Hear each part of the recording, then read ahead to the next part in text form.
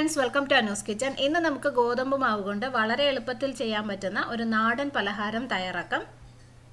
അപ്പോൾ ഈ പലഹാരം തയ്യാറാക്കാൻ വേണ്ടിയിട്ട് നമുക്ക് ഗോതമ്പ് മാവാണ് വേണ്ടത്. അതിനുവേണ്ടി ഞാനിവിടെ 1 കപ്പ് മാവ് എടുത്തു വെച്ചിട്ടുണ്ട്. ഇതിനകത്തേക്ക് ഒരു ചെറിയ സവോള ചെറുതായിട്ട് അരിഞ്ഞത് ചേർത്ത് കൊടുക്കാം. ഒരു ചെറുതല്ലെങ്കിൽ ഒരു മീഡിയം സൈസിലുള്ള സവോളയുടെ പകുതി എടുത്താൽ മതി. അത് ചേർത്ത് കൊടുക്കാം.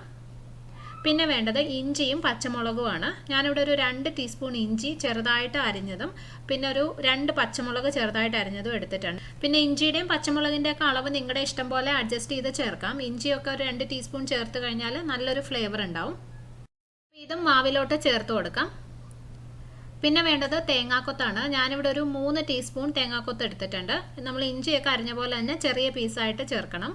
പിന്നെ തേങ്ങാക്കൊത്തിൻ്റെ അളവും നേരത്തെ പറഞ്ഞ പോലെ നിങ്ങളുടെ ഇഷ്ടം പോലെ കൂടുതലോ കുറവോ ഒക്കെ ചേർക്കാം. പക്ഷേ ഇത് ഒഴിവാക്കരുത് കേട്ടോ. തേങ്ങാക്കൊത്ത് എന്തായാലും ചേർക്കണം. കാരണം നമ്മളിത് കഴിക്കുന്ന സമയത്ത് ഇടയ്ക്ക് ഈ തേങ്ങാക്കൊത്ത് കടിക്കുമ്പോൾ നല്ലൊരു ടേസ്റ്റാണ്. അപ്പോൾ ഇതും മാവിലോട്ട് ചേർത്ത് കൊടുക്കാം. ഇനി ഇതിലേക്ക് കുറച്ച് കറിവേപ്പിലയും കൂടി ചേർക്കാം. കറിവേപ്പില കൈവച്ച് ഒന്നിങ്ങനെ മുറിച്ച് ചേർത്ത് കഴിഞ്ഞാൽ നല്ലൊരു ഫ്ലേവർ ഉണ്ടാവും.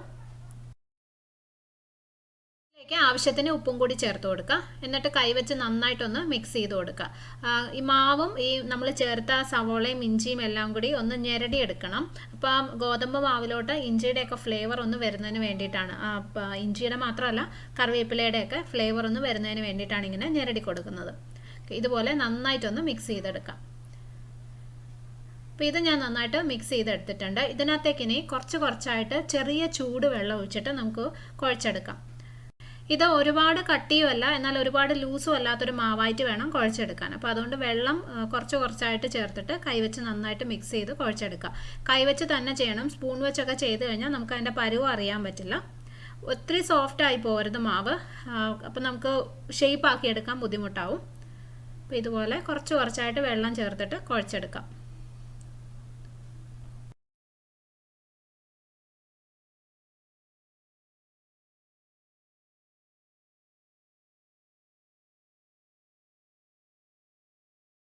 അപ്പോൾ ഈ മാവ് റെഡി ആയിട്ടുണ്ട്. ഇതാണ് അതിൻ്റെ പരുവം. ഒരുപാട് കട്ടിയായിട്ടില്ല എന്നാൽ ഒരുപാട് സോഫ്റ്റും അല്ല. നമുക്ക് ഇങ്ങനെ ഒരു ബോളാക്കി എടുക്കാൻ പറ്റും.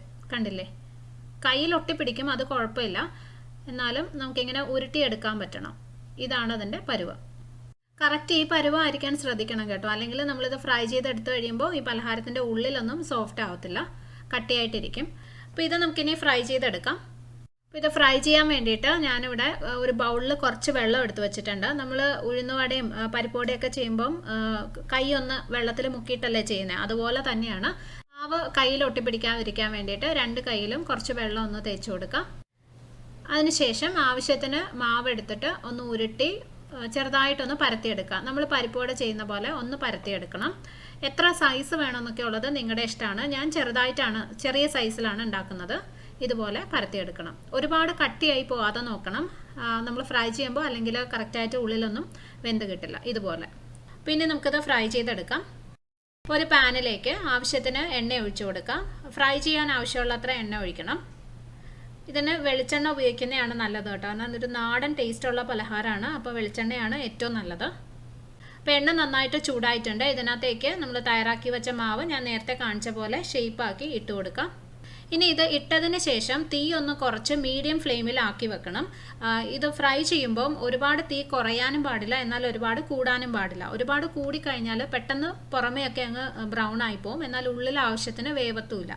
എന്നാൽ തീ കുറച്ചിട്ട് കഴിഞ്ഞാൽ ഇത് ഗോതമ്പ് മാവ് ആയതുകൊണ്ട് ഒരുപാട് സമയം എണ്ണയിലിട്ട് ഫ്രൈ ചെയ്താൽ പുറമേ അത് കട്ടിയായി പോകും. അപ്പോൾ അതുകൊണ്ട് എപ്പോഴും ഒരു മീഡിയം ഫ്ലെയിമിലിട്ടിട്ട് ഫ്രൈ ചെയ്യണം. അപ്പോൾ ഇതൊരു മീഡിയം ഫ്ലെയിമിലിട്ടിട്ട് ഇടയ്ക്കിടയ്ക്ക് ഇങ്ങനെ തിരിച്ചു മറിച്ചിട്ട് ഫ്രൈ ചെയ്തെടുക്കാം. നല്ലൊരു ബ്രൗൺ നിറം ആവണം. പിന്നെ ഇത് ഈ ഉഴുന്നുവടയൊന്നും പോലെ ഒത്തിരി അങ്ങ് നല്ല സോഫ്റ്റ് ആയിട്ടിരിക്കുന്ന സാധനമല്ല കേട്ടോ. സോഫ്റ്റ് ആവാൻ വേണ്ടി ഇതിനകത്ത് ബേക്കിംഗ് സോഡയോ അങ്ങനെ ഒന്നും തന്നെ ചേർക്കേണ്ട ആവശ്യമില്ല.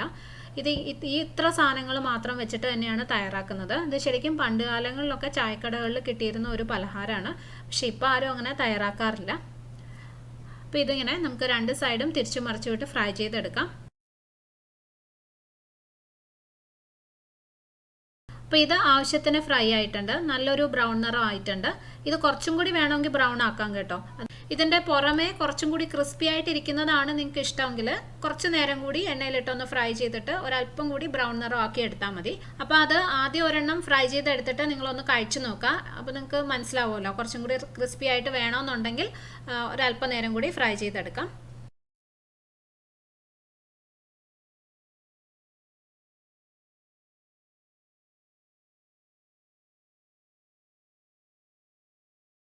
അപ്പോൾ ഗോതമ്പ് മാവ് കൊണ്ട് വളരെ എളുപ്പത്തിൽ തയ്യാറാക്കാൻ പറ്റുന്ന നല്ല ടേസ്റ്റി ആയിട്ടുള്ള പലഹാരം റെഡി ആയിട്ടുണ്ട്. ഇത് നല്ല ചൂടോടുകൂടി തന്നെ കഴിക്കണം കേട്ടോ. ചായയുടെ കൂടെയൊക്കെ കഴിക്കാൻ നല്ല ടേസ്റ്റിയാണ്. ഇത് ചൂടാറിക്കഴിഞ്ഞാൽ അത്ര ടേസ്റ്റ് ഉണ്ടാവില്ല, പിന്നെ കുറച്ചൊന്ന് കട്ടിയായി പോവും. അപ്പോൾ അതുകൊണ്ട് ആ ചൂടോടുകൂടി തന്നെ കഴിക്കണം.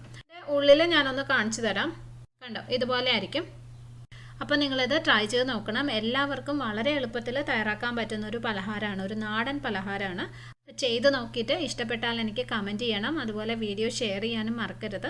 പിന്നെ ചാനൽ സബ്സ്ക്രൈബ് ചെയ്തിട്ടില്ലാത്തവരുണ്ടെങ്കിൽ ചെയ്യാനും മറക്കരുത്. ഇനി നമുക്ക് വേറൊരു നല്ല റെസിപ്പി ആയിട്ട് കാണാം. Thank you for watching Anu's kitchen.